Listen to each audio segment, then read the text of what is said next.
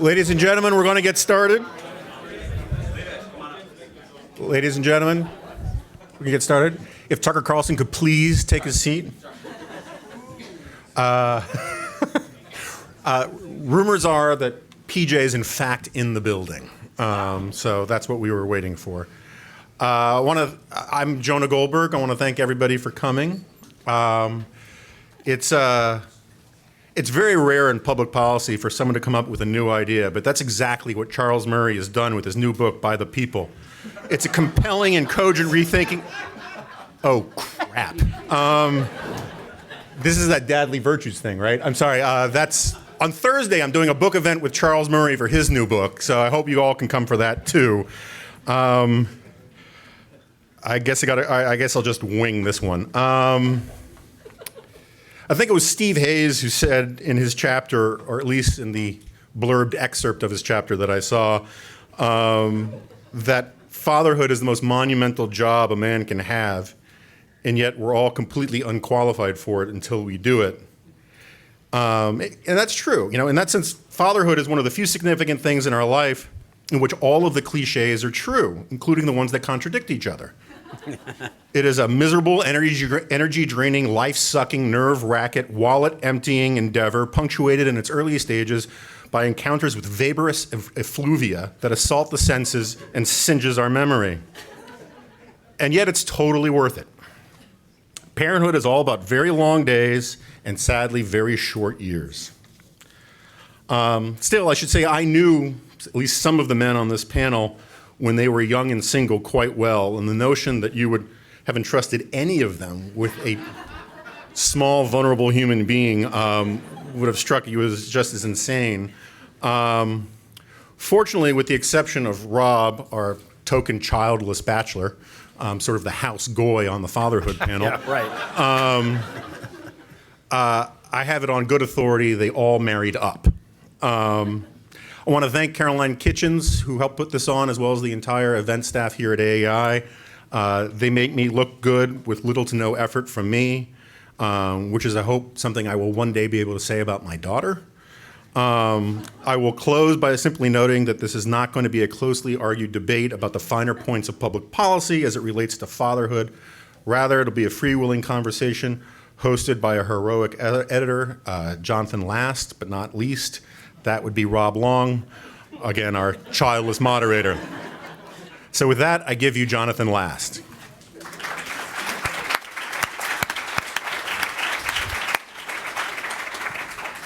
Thank you, Jonah. Thank you to AEI for having us back. After the last time, I wasn't sure we were going to be allowed, frankly. Labash, I have my eyes on you.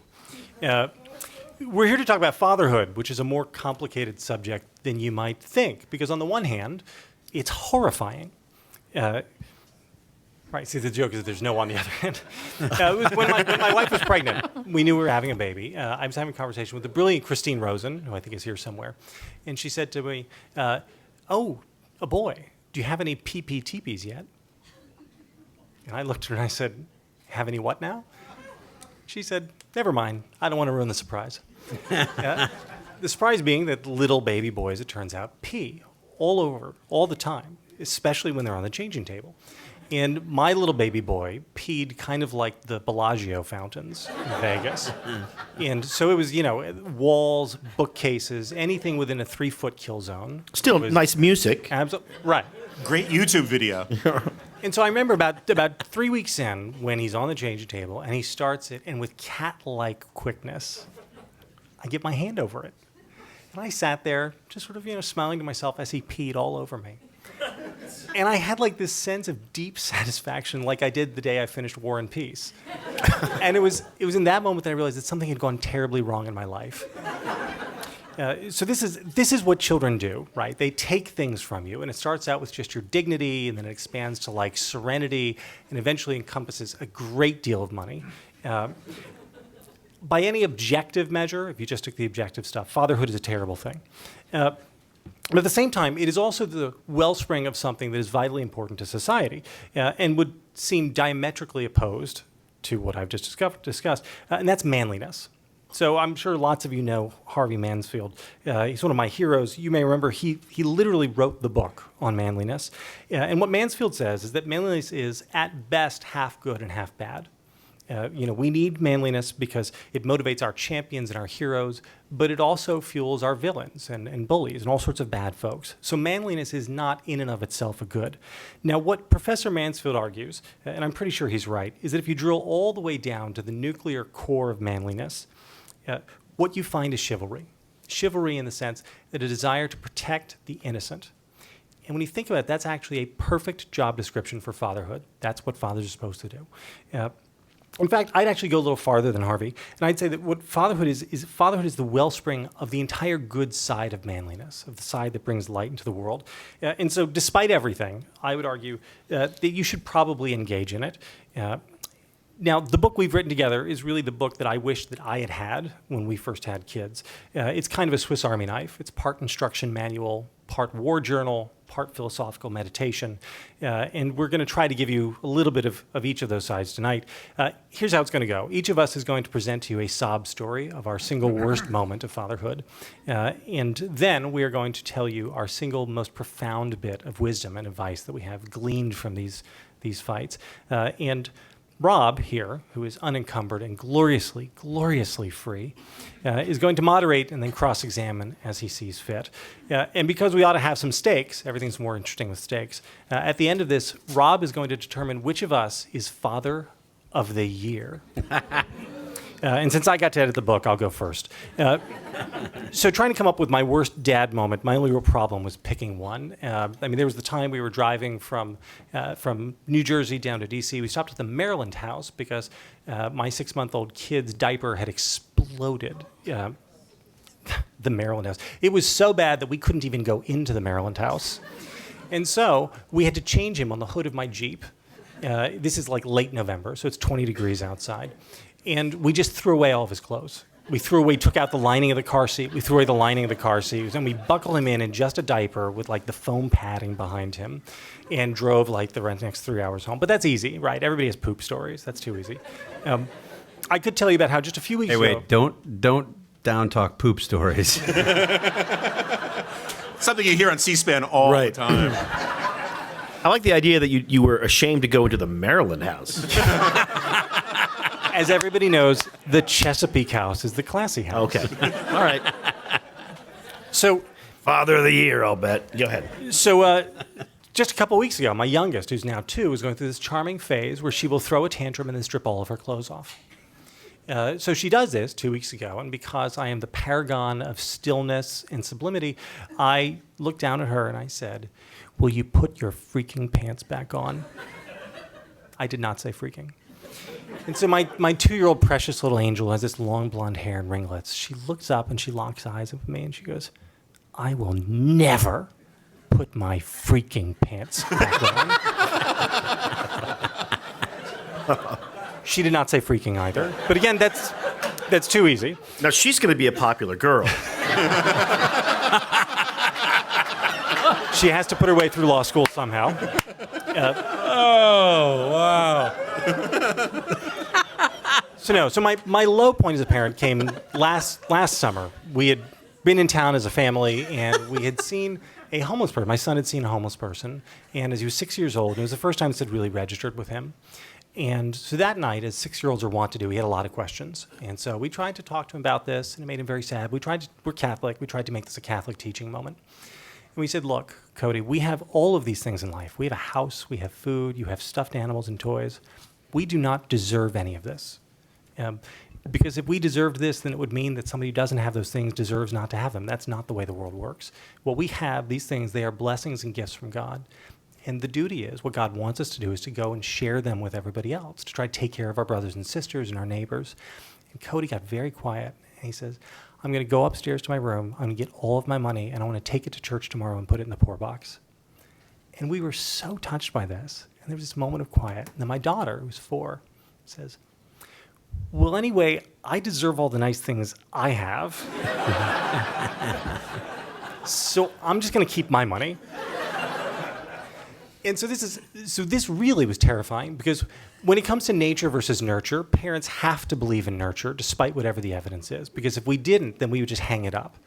And so when you see something like this, all of a sudden it makes you think maybe nothing I do matters. And that, as I say, is a profoundly depressing thought. So that's my sob story. Here's my advice. Fathers, I think, often think of their role into trying to help their children succeed, which is fine enough. But I think one of our more subtle duties is to help them learn to manage failure, right? So everybody has like failure at some point in their lives, large-scale failure probably. And you got to learn how to handle that. And if you don't, it can really change the course of your life. There are a couple schools of thought of managing failure. The first is that you want to beat your kids over the head with it so they get used to it. This is like basic training, boot camp, right? You break them down so you can build them up. The second thought, Peter Thiel actually talks about this, is that what you want to do is insulate them from failure. The idea is that failure is demotivating, and if they fail a lot, then they get used to it. It becomes self-fulfilling. What my own theory on this is that what you want to do is introduce failure under very controlled, discrete circumstances so they can learn things from it and then learn how to slough it off. And so my big idea for this, baseball. Baseball is the high church of ritualized failure in America. If you fail 70% of the times at the plate, you will go to the Hall of Fame, right? And so I don't care whether you sign your kid up for Little League or take them to see the Nationals, which is terrible, the Phillies. You should take them to see the Phillies.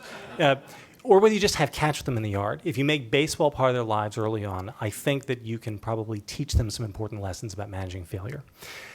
And that's my big advice, I'm afraid. So the bad news is that since this is my only bit of profound wisdom, I am not Father of the Year.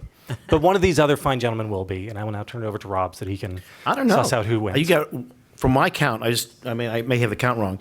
You've got one kid who's a stripper, one kid who's a communist, and one kid who's a Republican. It's not bad. It's not bad. Batting 300. The stripper's going to take home. Yeah.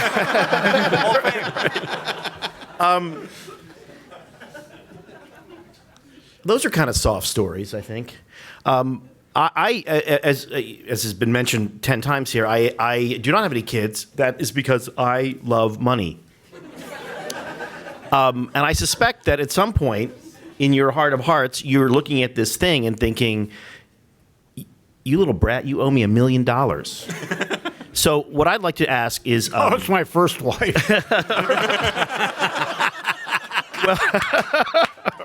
Well, since you spoke up, PJ, what is your most shameful moment as a parent? Well, it was the time that I broke my 4-year-old son's leg on purpose.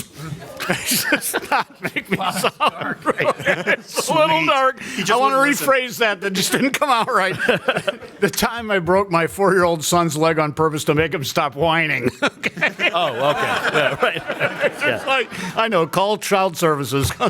Baltimore's chief prosecutor, that Marilyn Mosby woman, she doesn't have any jurisdiction here, does she? Because I could be going down. Anyway, the way it happened was, I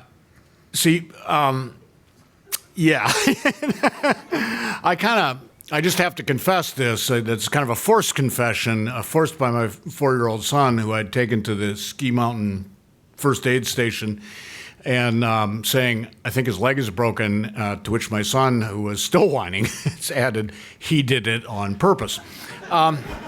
So I was teaching my son to ski, and I love to ski, but I grew up in Ohio where there's nothing to ski down. I mean, the nearest ski slope had been built on a rubbish pile at the town dump. We called it Mount Garbage.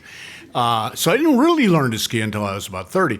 And I'm never going to be Spider Sabich except in the sense of getting shot by the woman I love if I ever do anything like break our 4-year-old son's leg again on purpose. However, we now live in New Hampshire, and there's a great ski mountain just 15 miles away, and everybody skis. And everybody has skied their whole life, and everybody is very competitive about how early they put their kids on skis. You know, Chloe was skiing when she was 2, and Brandon was skiing before he could walk, and Madison was skiing in utero, you know.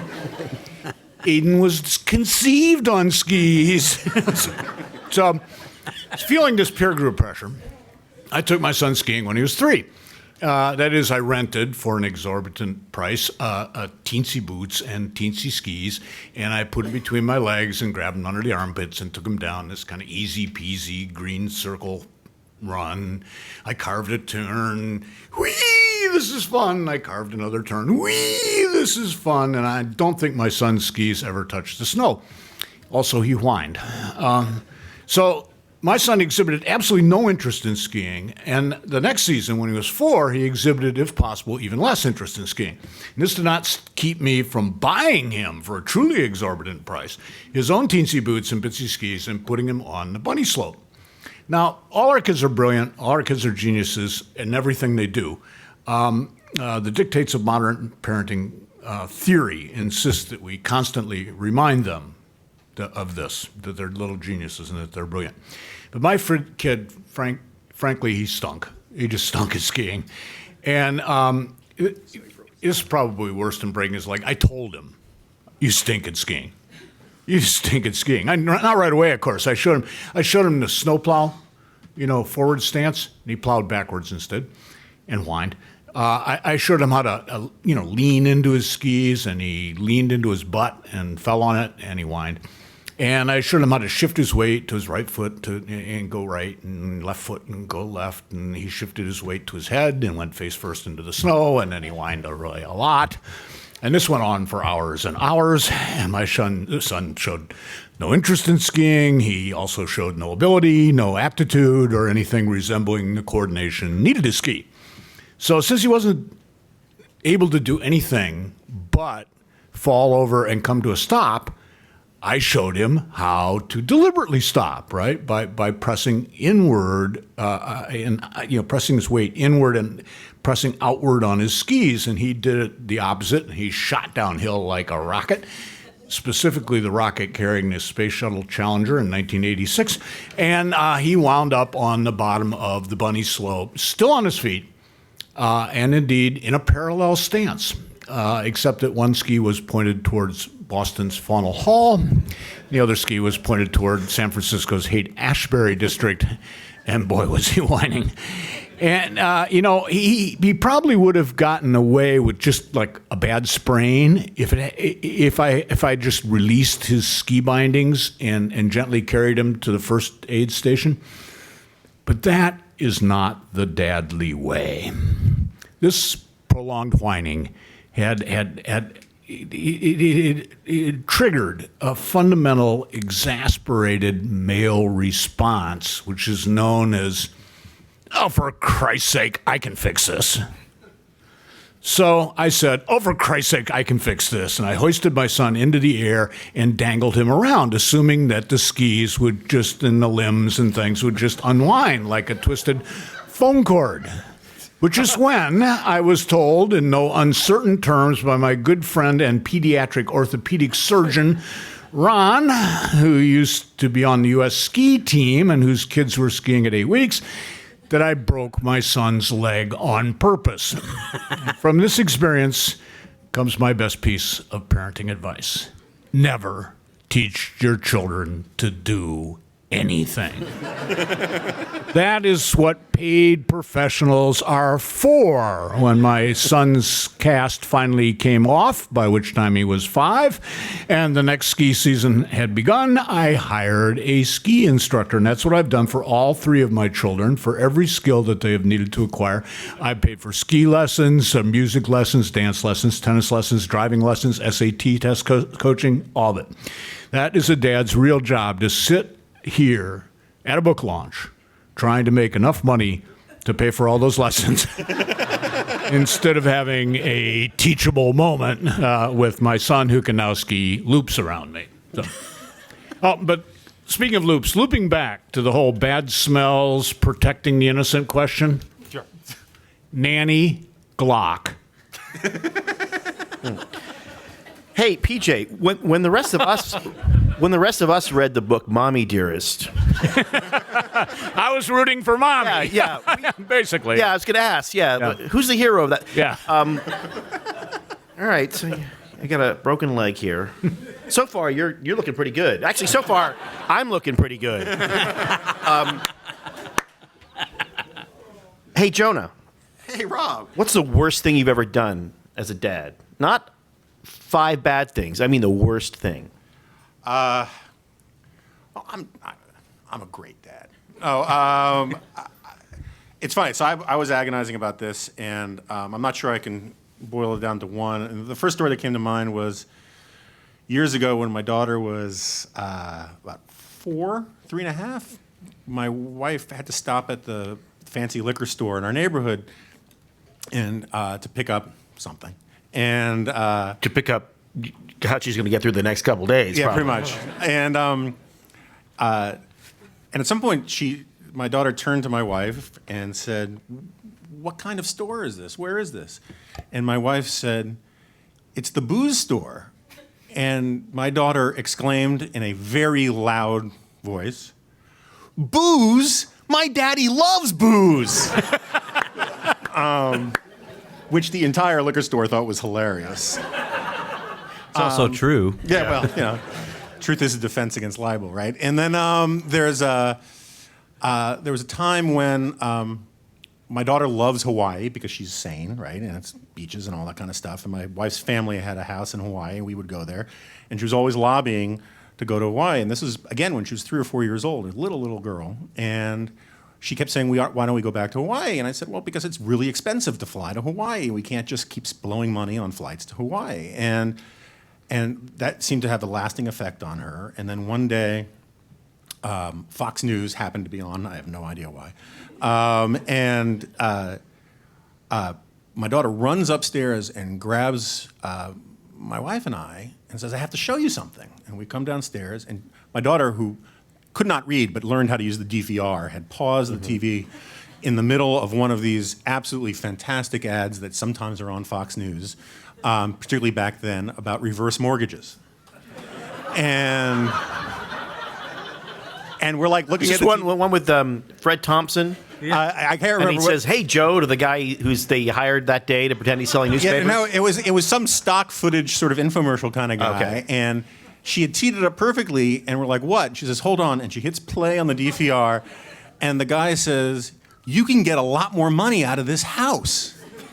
And she paused it after that, and then turned to my wife and I and said, "See, we can get a lot more money out of this house." All because she wanted to go to Hawaii. But actually, my worst moment in parenting, and this is actually true, is, and those stories were true too, but it really was terrible. And I don't know a way to make it into a funny story. Fortunately, in this book, I write about dogs. That was how Jonathan Last got me to write for this thing. I was like, I'm not sure I want to write about fatherhood. And he's like, well, I don't want you to write about fatherhood. I want you to write about dogs. And I'm like, damn it. He had my number, so I wrote for it. But my wife is from Fairbanks, Alaska, where they are. I'm a pseudo-intellectual demi-Jew from the Upper West Side of Manhattan. And their definitions of manhood involve killing large, charismatic megafauna. And my idea of manhood is clearing the homeless guys out in front of your house. I mean, it's just a very different thing. And the first time, literally the first time, my wife left me alone for an evening with my daughter. She was still a toddler, couldn't really speak yet. She went to go to a baseball game with 2 of her sisters, including one sister who's raising their kids up in Fairbanks, like straight out of the Discovery Channel show Naked and Afraid. I mean, they're very tough up there.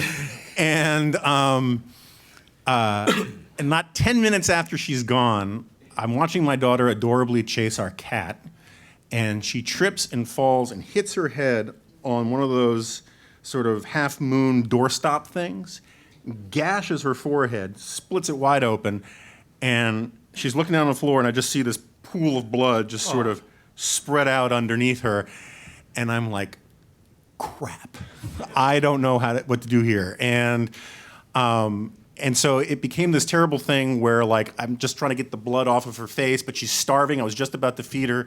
She's in her high chair, covered like the youngest member of the Manson family with, like, cake blood on her face. And my brother-in-law comes to the house, And he's like, you really probably should take her to the hospital. And I'm like, you think so? Are you sure? She's like all bloodied up, and she's eating rice with her hands, And I'm like, I guess I better take her to the hospital. And so I take her to the hospital, and I'm like, the most terrifying thing, other than the fact that I've it's like when you get a brand new car, the first ding you put in the car just drives you crazy. It's like I have this brand new perfect baby, and I put the first ding in it. I'm gonna have to tell my wife. And so eventually, I have to make that phone call where you say, well, Rob, you wouldn't know anything about this, but where you say, honey, don't worry, she's fine, but I'm at the hospital, blah, blah, blah, blah, blah. And the problem is that my wife, she's married, her sister is there, and she's like, we're not leaving the baseball game for this, And my wife's sister says, look, my only advice is wait for the plastic surgeon. Because otherwise you're going to get some rookie doctor who's just going to put a Frankenstein scar sort of stitch in your daughter's forehead, and it's going to be there forever. And so I had to wait for hours and hours for the plastic surgeon to come. They're all like, no, we're perfectly capable of stitching this up. It's not a big deal. It's like, no, I must wait for the plastic surgeon. 5 hours later, my wife finally gets there. And within minutes after walking out of the hospital, I start crying, meltdown, complete, because the stress was absolutely terrible at it. And I've really I still have PTSD about it ever since.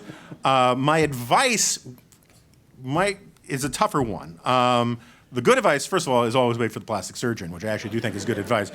But I think a more appropriate one is, first of all, I think the whole idea of quality time is BS. There is, planning on quality time with your kids is impossible. The only thing that really matters is quantity time, because you never know when the quality is going to pop up. And spending time with your kids matters. I'm also a big believer, because my father was like this, in making their lives interesting. When I was, and I mentioned this in the eulogy to my dad, when I was 5 or 6 years old, every Sunday, my brother and I would take turns walking to get lox and bagels from Murray's Sturgeon Shop on 89th and Broadway. Again, Upper West Side. And my dad was holding my hand, and all of a sudden he stops dead in his tracks, squeezes my hand, and says, Jonah, I want to tell you something. If you were ever pulled over while driving in South America, tell the police officer, I'm sorry. Is there any way I can pay the fine right here? And I'm like, okay, Daddy. And it is advice that has stayed with me ever since, and I have told my daughter this many, many times. And I try to do the same sort of thing for my daughter all the time. Every day when I drop her off at carpool at school, I always try to give her very loud advice that all the greeters and all the other kids can hear. Usually something like, no knife fights. Sometimes I'll just scream, get out of my car. And the teachers are always sort of laughing at it, sort of uncomfortable. And so I guess my advice would be, quality time is quantity time, and make life interesting, and wait for the plastic surgeon. Thank you. Oh, really? I'm just a little fuzzy on something. She's in the high chair. Uh-huh. How does she get? Where were you? And where? She's in the high chair. They have federal guidelines for high chairs. They don't just fall over, right? I mean, well, she didn't fall out of the high chair. She fell chasing the cat. I put her in the high chair because I thought I had to feed her. All right. So then you're turned away. Uh-huh. Where's the cat? What are you, his wife? I just think that this probably had more to do with Daddy's love of booze. Plausible. I'm just going to write booze, Daddy's love of booze. That's not disqualifying, by the way. It shouldn't be for you. No. I once, a dear friend of mine, when they had an infant, a little baby boy, and I came up with this hilarious joke I thought would be hilarious for him to play, that when his wife is on the sofa and she could kind of see down the hallway into the kitchen, and he was holding the baby in the blanket, whatever this is, right? The thing that swaddling clothes, actually, Swaddle. is what it is. That he could like be walking back and forth in the hallway, and she'd see him carrying the baby. And then when he was behind the wall, he could put the baby down and get a watermelon and put a watermelon in the thing, and then he would walk to her and whoops, and he'd drop it, and I thought it'd be hilarious. And he called me 2 days later and said, "You're not welcome in our house anymore." Stephen Hayes, have you ever endangered your child? Yes, several times I've endangered a child, and in fact, that is my worst parenting moment. It's like you anticipated what I was going to say. I could only, it's the terrorist. It's the TV Yeah, thing. yeah, You know, right. You've got the TV. So my wife and I early on decided that we were not going to be the kind of parents to pressure our children into sports. You know, kids get enough pressure from all these different angles. We weren't going to do what other parents did and push them into one sport or another, or into sports in general. So we decided that early. Our kids are now 10, 8, and 5. Grace, Connor, Jane, and Connor in particular. I was interested in having Connor play hockey, but you don't want to give away the game. You don't want to show that to him. So I didn't push. I didn't push at all. But one morning, this is Saturday morning, it was 5 a.m., I had taken Connor to watch the Navy Youth Hockey Mite team. These are the 5 and 6-year-olds practicing their defensive formations. Some people might think that was extreme. I didn't. I just thought he needed to be exposed. I wasn't pushing. I just wanted him to be exposed to these things in case he was interested. So, but I hadn't. He hadn't decided if he wanted to play hockey. I wasn't going to push. And we're sitting there watching hockey one day, and then the moment happens, and he kind of looks up at me, and he's got these piercing blue eyes, and he's about 3.5 years old, and he looks up at me. I look at his eyes in relief of the Ovechkin jersey that he's wearing that I'd gotten him for his birthday, but I wasn't pressuring. Subtle, very subtle. Yeah. We chose it from among the 4 other Ovechkin jerseys that he had. He didn't want the Winter Classic jersey that day, but he looks up at me, and it's this moment, and I can feel that the moment is coming. And he looks up at me, he says, "Daddy," and you don't understand what he's saying. Connor, what was that? So he takes out his USA Hockey mouth guard. Says, "Dad, can I play hockey?" And I looked back at him, all seriousness, and said, "I'm not going to tell you what you can and can't do." So 2 weeks later, I've taken him to have his first official hockey skating lessons at the Naval Academy. We're 15 minutes from the Naval Academy. And Connor's been skating for several years at this point, but I taught him on the rental skates, which are figure skates. And figure skates, for those of you who aren't familiar with skating, have very long blades, particularly in the back. They extend well beyond the actual boot. And then in the front, they have the toe pick, the serrated edge. So they're very easy to learn on. And Connor had been skating at this point for a couple years, and he could zip around on his figure skates. But this was his first hockey skating instruction. So I had gone out and gotten him hockey skates. Well, hockey skates are altogether different.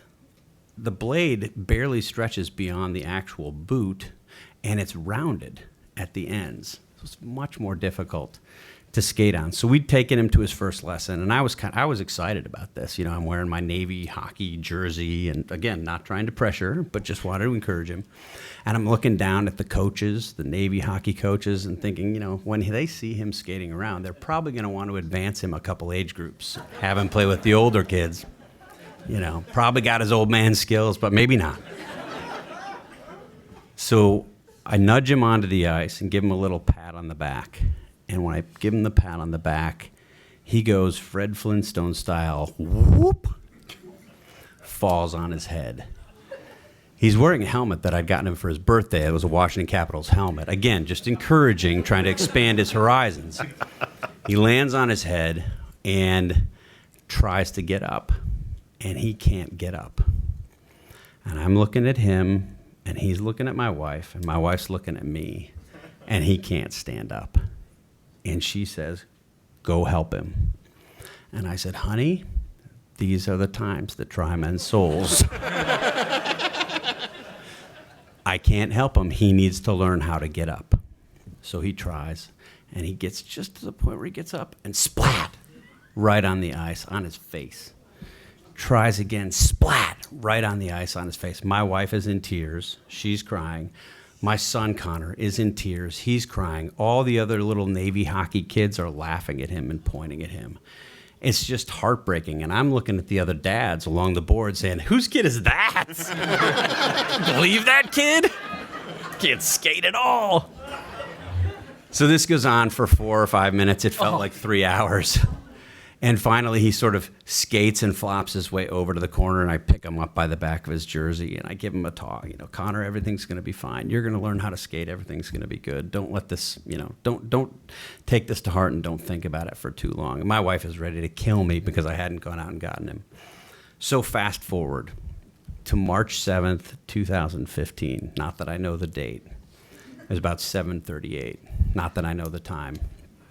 Washington Capitals are playing the Minnesota Wild, and Connor, who is now 7 years old, is playing in the mini game, the mite game that they have between periods, between the Washington Capitals and the Wild. And so they've played the first period, they send these little kids out on the ice, and Connor goes out on the ice with his teammates. Now, most of the kids on the team are 7, 8, 9 years old, so Connor's kind of young for the team, and he's done well, but he's not, he's not sort of a beast. He's not killing it in his league. So he goes out, and the initial puck drop, Connor skates directly to his left and, levels this full body open ice check on this other kid. Perfect. Knocks the kid to the ice. Checking isn't legal at this age. But it was exactly the way that I told him to do it. So he skates around, skates toward the back. He breaks up a play on the defensive end, pushes the puck up to his little buddy, who gives him a give-and-go pass, and then there's a breakaway, and it's Connor and the goalie, and that's it. And this is at the Verizon Center. It's like the Caps, 20,000 people watching this. Well, most of them are getting beer, but 4,000 people watching this. And Connor takes the puck and just buries the shot in the back of the net. Kind of looking around at all the other hockey dads like, you see who that was? You see that kid? So another face-off, same thing happens. Connor goes back, gets another pass, takes it down, buries it. 2 goals in a 4-minute game, right? This is the greatest moment. If you're a dad and if you're into hockey, this is the greatest moment you could possibly ever have. You might as well just end it at this point. No point in continuing to father. So every time at the end of these games, they select a mite of the night, right? And I've Cap season tickets now for 10 years. Every single time I've been to the Caps game, they pick the kid who scored the goal. So I assume that they're going to pick Connor. And the good thing is I've rehearsed this with him. So before... God, it just gets worse and worse, doesn't it? Before they interview him, appearing on the scoreboard, I've told him what to say. Thanks so much to my dad all those early mornings. And the ref, of course, skates directly towards Connor because he scored the 2 goals and then keeps going past Connor. And I'm up there like, oh, no, he's over there. You should get that kid. And instead, he grabs this little girl who's just started hockey like a couple months earlier and takes her over to the little penalty box to be interviewed. And I'm furious. Like, I want to kill somebody at this point. And she does this very fine interview. It's a nice interview. She loves hot dogs and, pizza's her favorite food. And she likes the Caps. And favorite thing about hockey is scoring goals. She's never scored a goal. I just want to point that out. So the interview ends, and we're waiting up at the very top. And these are the nosebleed seats for them to bring the kids up. And they bring the kids up. And I'm expecting Connor to be just angry, right? He's not the mite of the night. How could he not be the mite of the night? And he comes up and he walks up the stairs and he says, Dad, did you see that Grace got the mite of the night? And I start to, Connor, life isn't fair. Sometimes this stuff happens. You had 2 goals. And he says, no. Isn't it great that Grace was the mite of the night tonight? And I'm kind of perplexed. What are you talking about? No, it sucks that Grace was the mite of the night tonight. What do you mean? He got her number. She didn't do anything. And he says, yeah, but she didn't even like hockey that much, and now she's going to love hockey. And he's totally sincere, and there's this purity about the way that he says this. And so I stopped for this moment. I'm like, okay, well, here's the advice for dad. Here's the lesson for dad, right? Like it's a sort of a hackneyed version of the old trope, kids are resilient. Like you can give your kids as much bad parenting as possible, which obviously I had done. And they still can understand what's right and what really matters. And that's what he said with grace. But having said that, if anybody wants to see the video of the... I've got it. I was at a grocery store not long ago, and I ran into this person who's a regular Fox News viewer, and she said, well, nice to meet you. And I said, is that a Verizon phone? That reminds me, my son was at the Verizon Center. He scored a bunch of goals. Anyway, I don't have any advice. That's my story. Hope you're gonna beat that out of him at some point. That seems good sportsmanship's got to end soon. Otherwise, it's going to take root. But all I took away from the headline is conservative journalist beats son on figure skates. But maybe that guy wasn't listening to the rest of it. That's all I heard. Hey, James Lilx. Yes, indeed. What is your actual worst story? Well, Rob, earlier you said you couldn't figure out how Jonah's kid got from the chair to whatever mishap it was. Yeah, it's still very murky. Okay, I had a friend of mine, whose kid rolled down the basement steps as a very small kid. And I mean a friend, not in the sense of somebody who calls 911 and said, can a baby survive going down the steps asking for a friend? It was a friend, and the baby was still under warranty, so it was pretty much okay. But when you see, previously the baby had been cinched into a chair like Laika the space dog, And the guy turns his head for a second and a half, and the kid is on the lip of the stairs going over. And you see that happening, and I imagine you think, well, the legal ramifications of this are the least of my worries. Because your wife comes home, how was your day? Oh, day was great. How was our daughter? Yeah, about that. I was figuring that now we know we can do this whole parenting thing, that maybe we could consider that child to be like, a practice frame at bowling or a little warm-up in the batting cage. And I'm asking my friend, how can you let your child fall down the stairs? Because from the moment my daughter was born, I assumed this posture like this. I was stuck in the pose of a Greco-Roman wrestler, frozen for 5 years to protect her from anything that might come her way and harm her. You're handed this beautiful little child. Women want to take it to the breast and give it to the nurturing love of life. And you give it to the dad, and he's afraid he's going to break its neck, right? And then you have to put it in that thing and go home in the car, which is the most stressful ride you've ever had in your life. Because the previous day the window was down, you're doing 70 miles an hour and you're driving with one hand, and now you're doing 5 miles with the blinker on in the breakdown lane, and your wife still thinks you're driving goo at a NASCAR race.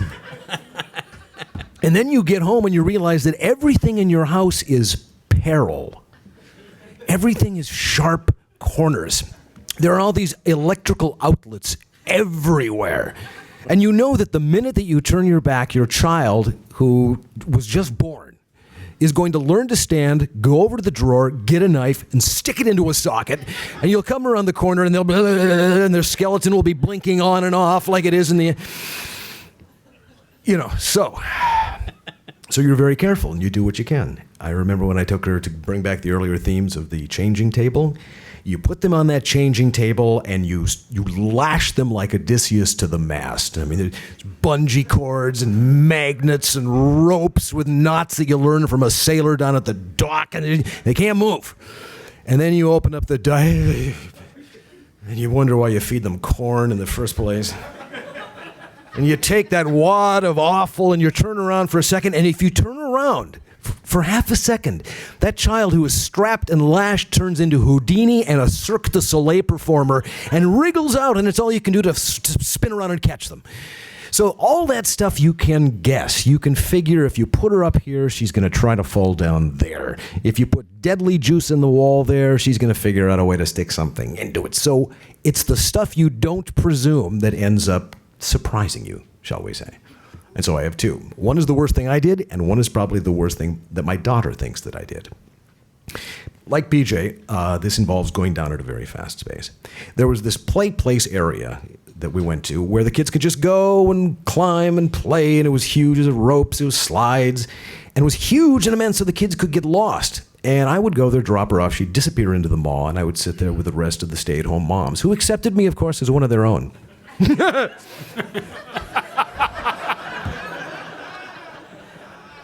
I'm a stay-at-home dad.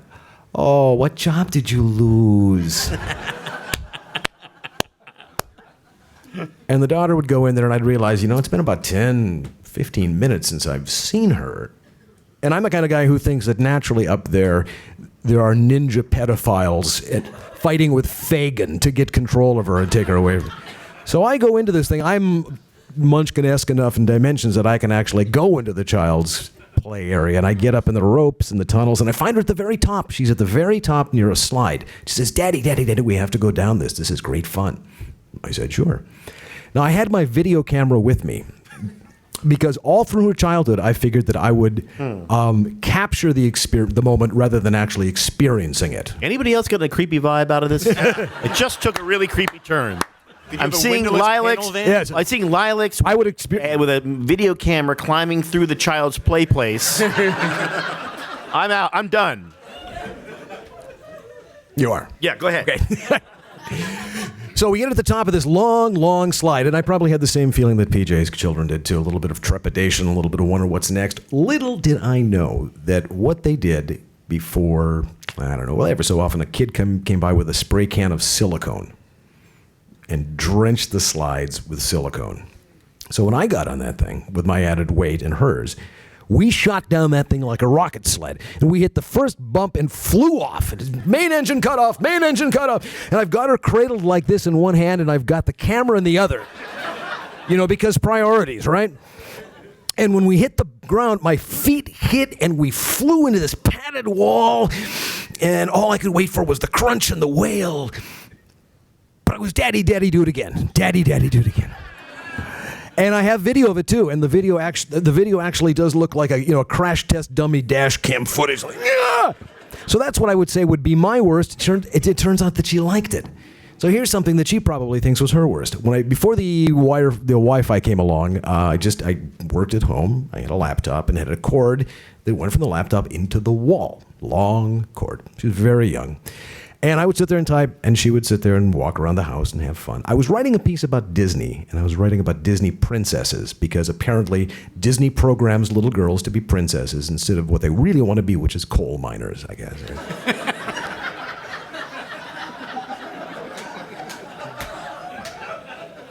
And so I'm writing this piece in defense of Disney, because I actually do like Disney. And my daughter comes up to me, comes across the room, and she's got Donald Duck in her hand. Because Dad can do Donald. Every dad should be. Every dad must be able to do an irritated Popeye talking to himself and Donald Duck. So she's coming towards me, and she's running with Donald. Daddy, do Donald. Daddy, do Donald. And what she doesn't see is this very thin telephone line that's stretched across here. And I look up just as she catches the line under her throat. And of course I grab my laptop, because priorities. And she's out of warranty at this point, too. She's clotheslined. She goes down. She's on the ground, stunned, holding Donald, and I'm looking at this piece I'm writing about Disney. And my first thought is, I got to get this into the piece somehow. How am I going to get this into the piece? And so that was the problem. And I did eventually, but I wrote about her. Of course I did. Of course you did. Everything is material, and that's the problem. I wrote about a local columnist from the newspaper, so I wrote about my daughter a lot, and I wrote about her on the blog a lot. I used a pseudonym, but to this day, people come up in the town and say, they see me from the paper, and they say hello, and then they look at my daughter and say, "Oh, you are," and she has to smile, because all these people know all the things that she did. And she has no memory whatsoever of this person that I constructed there that now people see her as. So that's the worst thing probably she would say that I did. And I frankly have to agree with her, because it probably means that in order to establish her own identity, she will have to go to a college on the other side of the earth to get away from the people who think that she is my daughter. And that's fine. That's fine. She will go to college, and when she goes, I will regard it as sending her off to an enormous electrical outlet. And I just borrowed $60,000 to give her a knife.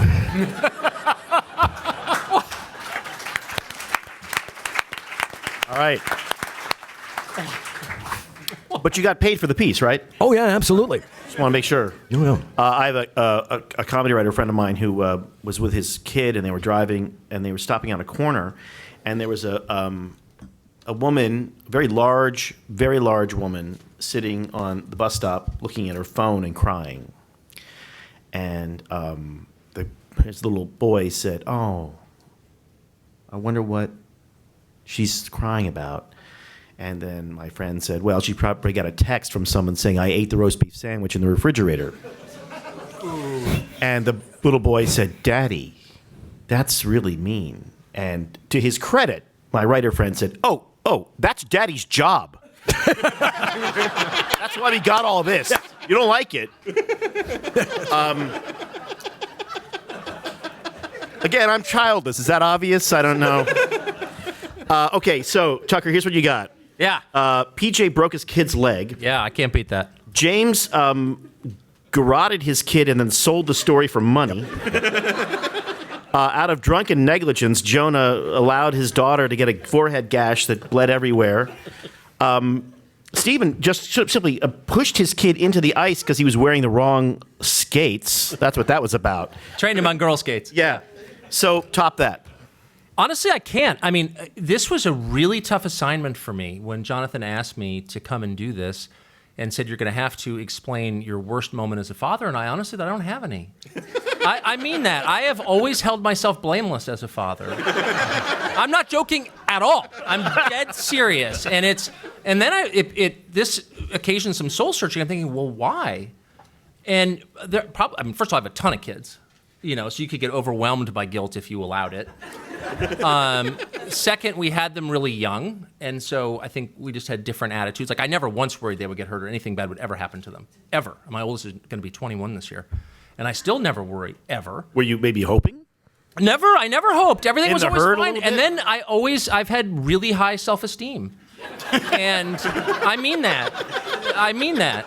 And criticism just never has penetrated. I'm not joking even a tiny bit. Anyone knows me knows this is true. I'm impervious to criticism or reflection or self-doubt or anything like that. And so I was a little bit concerned because you have to sort of put on this pose like, oh, I've really screwed it up, when honestly I don't feel that I have. And yesterday, as God watches, 5:30 yesterday, I actually had my worst moment as a father in almost 21 years. So here's the backstory. The backstory is one of my many faults, maybe my worst, is I've been addicted to tobacco in a bad way my whole life. And I finally, thank you for clapping. Right, okay, so That's the representative from the Tobacco Institute back there. So, right, which no longer exists now. I used to hunt with the head of it. He was a great guy. So Listen, they couldn't call it an institute if it wasn't scientific. And it was. And by the way, the science was unsettled. I mean, there are arguments on both sides. But the point is, so I've always had this problem. So I finally, a year ago, this coming Friday, I quit tobacco for good. And now I'm on all these different, gum and lozenges. I'm not pointing fingers. Others on this panel know what I'm talking about, PJ. Yeah. You dropped this. Yeah, I did. Watch this. I can do all the Zippo tricks. That's what a tremendous. Oh shit. Anyway, well, I could, but you got a defective one. Anyway, the point is, so I grew up around it. My father smoked Pall Malls, unfiltered Pall Malls, and just a ton of them. He was a journalist and sort of a counterculture in spirit, and it just never occurred to him that this was bad. And so he was constantly smoking with the windows up and, in the car and at home always. And he would sort of fetishize cigarettes. And, the good thing about smoking non-filters is you can field strip them so the enemy doesn't know what brand you're smoking. You break them open. And I'll never forget when I was about 8. I was in the car with my brother, and my father goes, when you're in prison, the cigarette pack is your friend. There's a lot you can do with it. He taught us cigarette tricks. So it wasn't surprising that at like 13 I started smoking, and my father bought us cigarettes, and I had permission to smoke at school. It was just not a big deal. When we had kids, it became this big thing because you're not supposed to smoke in front of your kids, obviously, because it's bad. And I was sort of living testament to its badness because, I had become this heavy smoker as a result. And so I started dipping tobacco. Which is, I know everyone's, oh, that's so gross, but it's fantastic. And I chewed Copenhagen, which is doesn't smell good, but once you get into it, you can really, really get into it. And what's the one for you young guys just starting out? Remember that? Like Kodiak or one of the kind of one, yeah. blueberry flavored Sure, girly yeah. brands. But this is like the man's brand. This is the cowboy brand. And you pack the tin, you toss it in. So I said to my wife, I'm not going to smoke in bed. I'm not going to smoke in bed anymore once we Right. got married. And I'm not going to smoke in front of the kids. Okay, fine. So we had this truce. So I would dip. So we had 3 daughters and a son. And as you know, there are many things that women claim they don't like, but they actually, violence or whatever that they secretly sort of do. But the one thing that they... Tell us more about that. No, I mean, men wouldn't have wars if women really hated violence. But that's true. But the one... Allowed to go. Exactly. If you thought you were going to be celibate after you came home, you wouldn't go in the first place. So... But one thing they claim to hate that they actually really do hate is chewing tobacco. Like, they're not kidding. And I learned this. So... Why is that? Is it because... And I don't know why. I love it. I tried to explain this to them. They would flip out. That's so disgusting. And they wouldn't stop. This chorus of 4 female voices in my house. So I finally gave up dipping in front of them. But I have a son as well, who's now 18. And so I would always dip with him. And we hunt and fish a lot. And so we're always on hunting and fishing trips. And I would always throw in a dip. And my wife found out about it and started lecturing me. He's going to find out. He's going to dip. I said, that's not true. I've told him 20 times. It's a disgusting addiction, and it is a real addiction, and it's unattractive. And by the way, girls hate it. You shouldn't do it. But he always watched it. I remember being in a convenience store in Maine, about to go on a fishing trip, and I bought like 8 tins. He was like 8 years old. And he's standing there waiting for me to check out, and he picks up a tin of Copenhagen, and in this practiced way, starts snapping it like that. And the woman behind the counter freaked out. Put that down. You're not allowed to touch that. It was this big thing. Anyway, to make a long story short, my wife got madder and madder at me and said, you really shouldn't do this. He looks up to you, and he's going to start dipping. And I said, nobody uses tobacco anymore. That's never going to happen. So 4 years ago, long story, we sent him to boarding school. And he went to the same school that I went to, and then my brother went to, and he happens to have the same name as my brother, which is an unusual name, and my brother was thrown out of the school.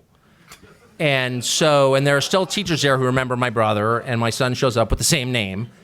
And we're not super superstitious, but enough to be concerned about it. So we've been worried for 4 years he's going to get thrown out. His graduation is 2 weeks from today. And my wife and I were saying yesterday morning, I can't believe he's going to graduate. This is like the greatest thing ever. So yesterday, I'm driving by myself, and my son calls me from school. And he says, I've gotten in trouble. Oh, God. And I'm thinking, this is it. Like, the one thing I want is you to graduate from high school. Be like the first Buckley Carlson ever to graduate from high school. And I said, what did you do? Are you going to get through? Are you going to graduate? He's already into college, but they'll rescind it. So it's like tense moment in the Carlson household.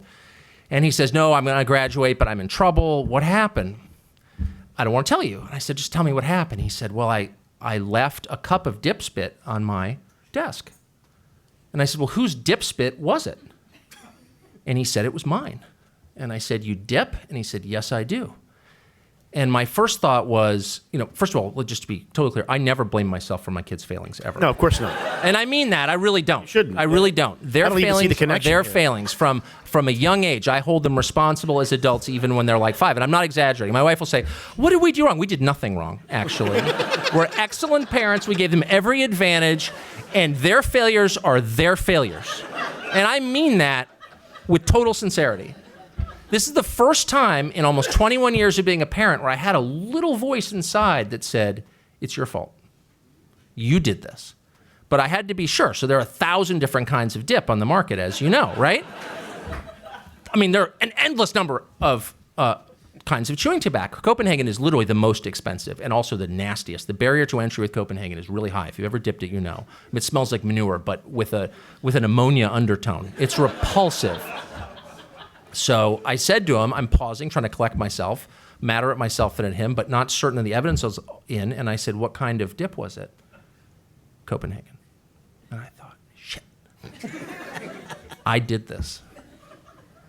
And so I still don't know what's, and actually I still haven't told my wife. By the way, I hope there's a delayed airing on C-SPAN. And by the way, I'm not the kind of person who hides from his wife or has a secret life or something. I'm a man, And my feeling is, as paterfamilias here, I can, I'll be honest about things.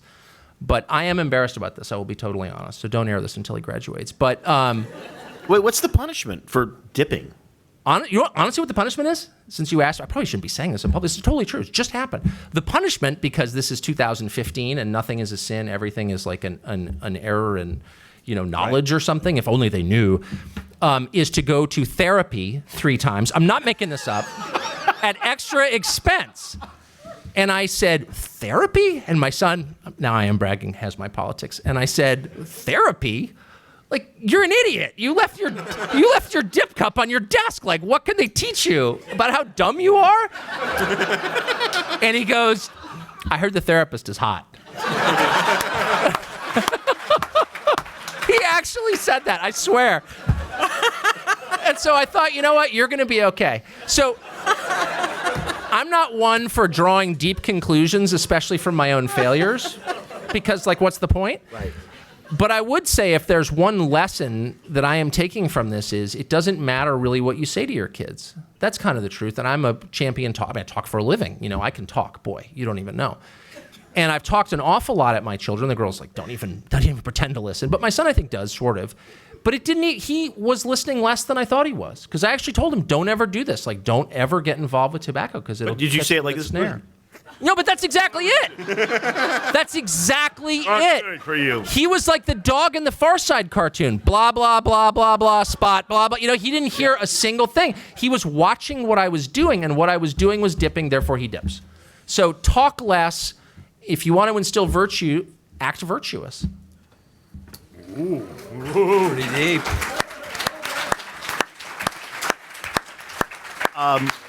What's remarkable here is this is a portrait of fatherhood. It's just so easy to be a parent. That's what I take away from all of this. How easy it is.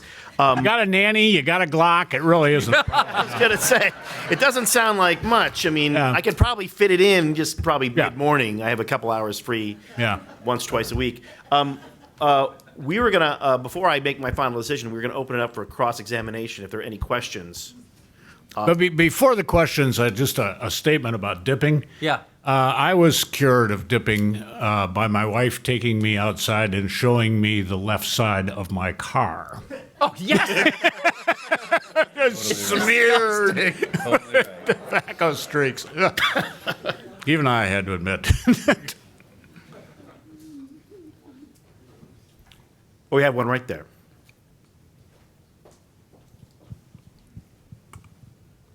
Yeah, my name is Li Yang. I think fatherhood is very important, but I just wonder, based on the education background or current event like mass incarceration, and what do you feel about racial profiling? Do you think you can have some influence of your youngsters from early days? Oh, sure. My daughter's main news source right now is Tumblr. And it's not even news stories on Tumblr. It's emotional pictures with large taglines that are aimed straight at the heart. So all of the conversations that I have with my daughter are about using your mind and your rationality and thinking before you feel. Because even though feeling when you're 14 is tremendous and all your other friends are feeling and everyone's justified in their feelings, that this stuff actually evaporates in the light of reason. So that's what I teach her. But it's a mistake for me to have done so. What I should have done for the first 15 years of her life is marinate her in Marxist-Leninist statist confiscation. So they do that at school. So that she'd have something to reject. Yes. That's key. So when she gets it at school, she can look around and say, "You guys sound like my dad." Yeah. Another one? Oh, one right here. Wait for the mic to find you. I'd be interested in the panelist's opinion of what's currently called free-range parenting, what many of us would call just growing up the good old way. Yeah, I mean, I turned out okay without a bicycle helmet. Jury's out on that. I didn't say I turned out great. I said I turned out okay, right? I mean, everyone here has kids who ride bikes. Does anyone here let their kid ride a bike without a helmet? Yeah. Well, yeah, I know you. Besides, Only when his mom isn't around. And not only because he ride his bike without a helmet, but we live at the top of a steep hill, and at the bottom of the steep hill is a pond. Actually, I'd be worried about him wearing the helmet because I could suck him right under. Yeah, no, the free range kids thing, I think, is totally legitimate.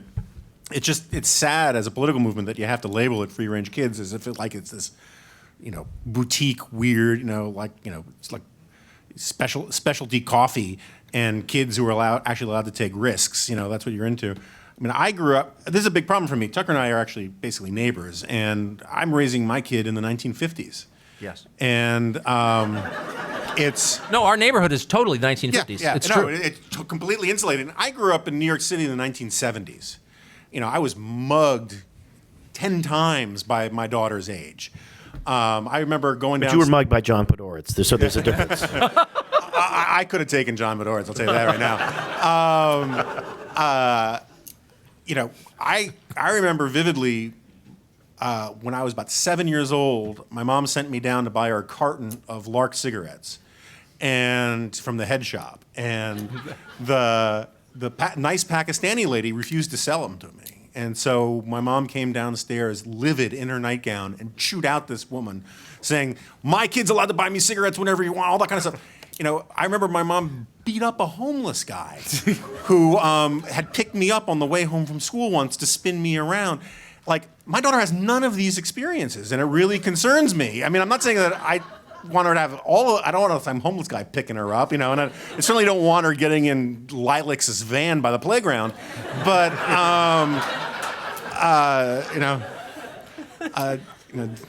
ignore the tear-stained mattress in the back, but it is a real and the environment that they grow up in. It's very difficult when all the other kids live like these tiny little hothouse delicate flowers. To raise your kid any other way because they seem like bruisers and terrors. What happened to that couple in Virginia that got basically Silver Springs?